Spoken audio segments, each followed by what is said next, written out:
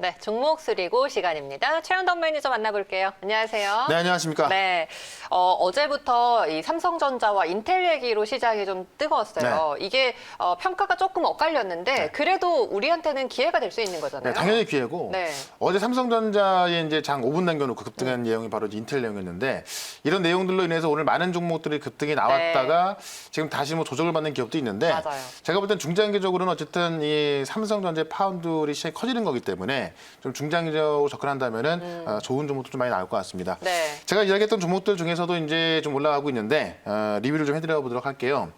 지금 사이맥스를 제가 이야기를 하고 나서 최근에 계속 좀 올라가고 있습니다. 이 종목 조정이 없더라고요, 네. 거의. 지금 거의 한 5일 동안 보면은 네. 계속해서 올라가고 있는데 어제 이제 시간에서 급등했던 종목들이 뭐냐면은 지금 삼성전자가 이제 오스틴 공장에서 어떤 그 인텔의 물량을 납품할 수 있다 이런 이야기 나오면서 아직까지 또 시간에 걸릴 겁니다. 왜냐면 새롭게 들어가는 증설되는 부분에 있어서 실제로 어떤 그 7나노미터 공정이 들어가기 때문에 아마 그 시간이 좀 걸리겠지만은 이 오스틴 공장이 이제 같이 들어가 있는 그런 기업들이 가장 먼저 수혜를 볼 수가 있겠죠. 바로 사이맥스가 그런 종목 중에 하나고요. 지금 1차 목표가 21,500을 넘어섰는데 오늘 이제 원고를 좀 외치면서 네. 계속해서 보유 의견을 드려보도록 하겠습니다. 왜냐하면 사이맥스 같은 경우는 차트를 보게 되면 지난 5월달 같은 경우에도 이 어닝 서프라이즈 나오면서 급등했던 종목이고요. 지금 작년, 그러니까 재작년 실적도 좋았었고 작년 실적이 더 좋았습니다. 근데 이번 연도는 삼성의 파운드리 이제 커지기 때문에 사실 사이맥스만큼 그 IT 종목들이 대부분 실적이 좋지만은 뭐 사이맥스만큼 또 좋은 종목도 그렇게 많지 않을 것 같아요. 그런 관점에서 이 사이맥스는 일단 2차 목표가를 24,000원까지 말씀드려 볼 거니까 지금 시장이 뭐 너무나 좋습니다. 이 코스닥이 아직 1000포인트 돌파 못했거든요. 근데 코스닥이 1000포인트 돌파된다면은 지금 이 자리에서만 올라가는 게 더 많이 나올 거예요. 그래서 사이맥스는 일단은 2차 목표가 24,000원 말씀드려 보겠고. 그다음에 동아 기업을 보게 되면은 이 정도 제가 이야기하고 나서 좀 잠깐 조정이 나왔었는데 오늘 급등이 나오고 있습니다. 이 동아 기업도 이제 조지아 공장에다가 이 공장을 지을 예정으로 지금 이제 알려지고 있습니다. 그래서 오늘 급등이 나오고 있는데 워낙에 이제 이 전해액을 생산하고 있고요. 이 고체 배터리 수혜주로 알려져 있죠. 다만 고체 배터리 수혜주들 종목들 중에서는 많이 못 갔는데 이번에 고점을 넘겼기 때문에 지금부터 추가적인 상승 나올 거로 보여집니다. 아직까지 이 종목은 이제 1차 목표가 67,000원을 못 넘겼습니다. 그래서 뭐 고를 외칠 수는 없겠지만 제 생각에는 다음 주 안에는 1차 목표가를 넘길 것으로 보여지기 때문에 주목하시면 좋겠다. 이렇게 정리해 보겠습니다. 알겠습니다. 사이맥스 동아기업 홀딩하면서 앞으로 수익 조금 더 내보도록 할게요. 네. 자, 그러면 오늘은 어떤 키워드 잡아볼까요? 오늘 시장이 상당히 약한데요. 네. 수소차 관련주가 상당히 강합니다. 맞아요. 그래서 두산퓨얼셀. 그렇죠. 네. 두산표열셀부터 뭐 지금 몇 개 종목들 개별주도 뭐 급등 나온 종목 꽤 있거든요. 수소차가 왜 올라가는지 제가 정확히 알려드릴 거고 그다음에 그 중에서 가장 핵심적인 종목을 좀 네. 말씀을 드려보겠습니다. 네. 일단은 지금 수소차가 왜 올라가냐? 글로벌 자동차 기업들이 뒤늦게 수소차에 뛰어든다는 이야기입니다.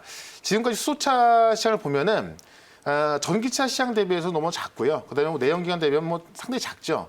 그러니까 우리나라가 수소차에 있어서 시장 점유율 1등을 하고 있다 하더라도 시장이 워낙에 작았기 때문에 그렇게 티가 안 났었고 최근에 많은 전기차 관련주가 올라왔지만은 수소차 관련주는 거의 못 올라왔습니다. 근데 이제 이런 수소차 시장에 지금 글로벌 기업들이 뛰어든다는 이야기인데 지금 벤츠하고 토요타 그러니까 원래는 수소 승용차 하면은 현대차의 넥소, 그다음에 토요타가밖에 없었는데요. 지금 유럽이나 미국 기업들이 수소 상용차 시장에 뛰어든다는 이야기예요. 실제로 이제 전기차의 약점이 뭐냐면은 높은 출력을 감당을 못합니다. 그러니까는 승용차에는 이 전기차를 할 수 있지만은 대형 트럭들 있잖아요. 이런 것들은 전기차가 어떤 그 출력에 대한 감당이 안 되다 보니까는 수소 상용차로 가야 되는 건데 실제로 우리나라는 땅이 좀 적지만은 미국이나 유럽은 땅덩이가 좀 크지 않습니까? 그러다 보니까는 이 그 트럭들로 어떤 물류 등이 가장 많이 되는데 이런 대형 트럭 등에 되는 이 전기차가 좀 안 되다 보니까는 수소 상용차로 가고 있는 거고요. 그렇기 때문에 대안은 수소차입니다. 그런 점에 있어서 지금 이 벤츠 같은 경우도 수소 상용차 시장에 뛰어들었다라고 본다면 현대차가 성경 증명이 있다 이렇게 좀 보고 있는 거고 여기서 이제 EU 각국, 그러니까 유럽의 각국들의 어떤 강력한 규제가 들어가고 있는 건데 유럽은 이제 연결이 다 돼 있지 않습니까? 그러니까는 어떤 물류 이동이 대부분 트럭으로 되는데 이 환경 규제가 이제 있다 보니까는 전기 트럭은 좀 쉽지가 않은 상황이고 그래서 수소 트럭으로 가는 거고요.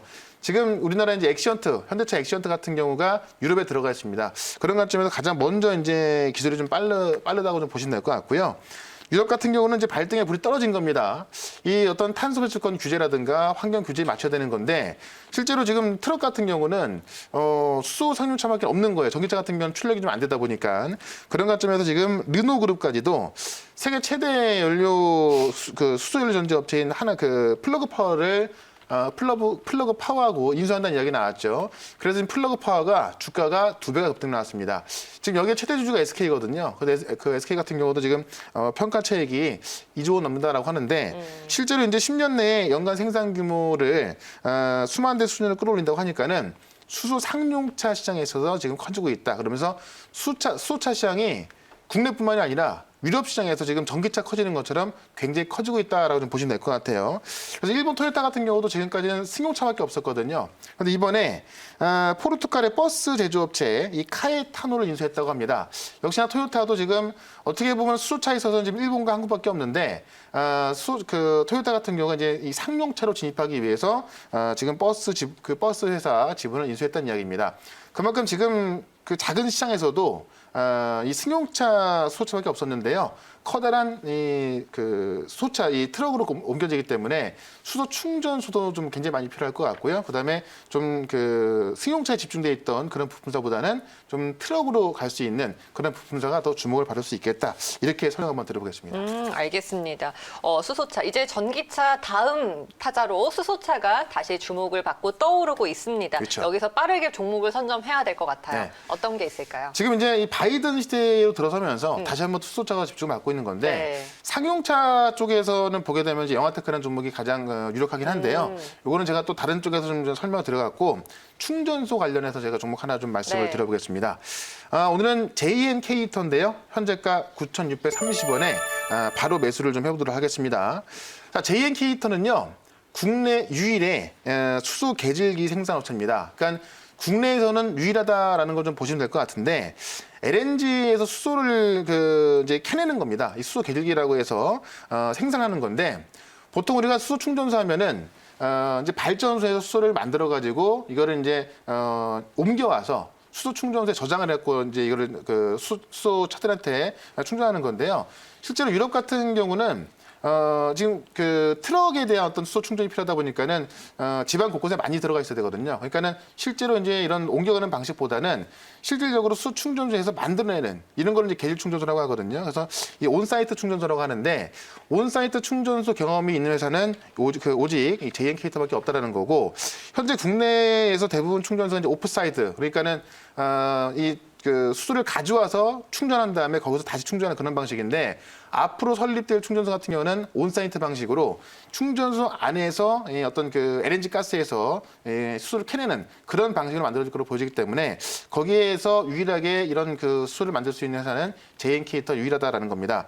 그래서 올해부터 지금 그 정부의 수소 충전소 발주가 큰 폭으로 증가할 것으로 보여지는데 일단은 정부에서 발표한 걸 보면은 2025년까지 1,400억 원을 들여서 지금 수소 충전소 매출을 본다면은 2025년까지 1,400억의 매출이 나올 것으로 보여집니다. 지금 JNK터에서 그래서 약 4배 이상 증가할 것으로 보여지고 있고요. 당분간은 이제 이 생산 자체가 계질 수소에 의존할 수밖에 없기 때문에 이런 수혜가 고스란히 지금 JNK터 온다는 이야기고요. 정부가 현재 이제 그 수소 충전소가 국내에 있는 게 126기인데 이거를 2020년까지 310기까지 올린다고 그래요. 그러니까는 내후년까지 2배가 넘는다는 이야기고 2030년까지는 660기를 설치한다고 발표했습니다. 이런 걸 봤을 때 앞으로는 온사이트 방식으로 갈 수밖에 없기 때문에 동사를 주목해야 한다는 이야기고요. 지금 여기서 만약에 온사이트 충전소 비율만 20% 가져간다 하더라도 지금 동사에서 가져올 수 있는 그 충전소가 약 100기를 설치할 수 있기 때문에 이것만 실적에 포함한다 하더라도 지금은 그 주가가 상당히 저평가되어 있다. 오늘 지금 뭐 동아기업이라든가 효성중공업 이런 그 많은 충전소 관련 급등하고 있는데 JNK터 같은 경우는 아직까지 올라간 게 없기 때문에 앞으로의 주가 흐름 좀 네. 살펴보시면 좋을 것 같고요. 1차 목표가는 일단은 1,700원까지 3,000원까지 전고점까지 한번 노려보도록 할 거고 손절가는 9,000원 노려보도록 하겠습니다. 알겠습니다. 수소차 주목을 하면서 충전소 관련주 JNK 히터 공략해 봤습니다. 네. 오늘 무료 방송 있으시죠? 네, 4시 반에 무료 방송 있는데요. 수소차가 오늘부터 새롭게 시작하는 겁니다. 물론 몇 개 종목들은 벌써 급등하고 있었습니다만은 아직까지 못 올라간 종목 꽤 많은데 오늘까지는 좀 매수를 해놓으셔야 다음 주 큰 수익 날 수 있을 것 같아요. 오늘 장 끝나고 4시 반에 설명드릴 거니까 4시 반 무료 방송에 오시면 되겠습니다. 네, 오늘 매니저님 말씀 여기까지 드릴게요. 네. 고맙습니다. 네, 고맙습니다.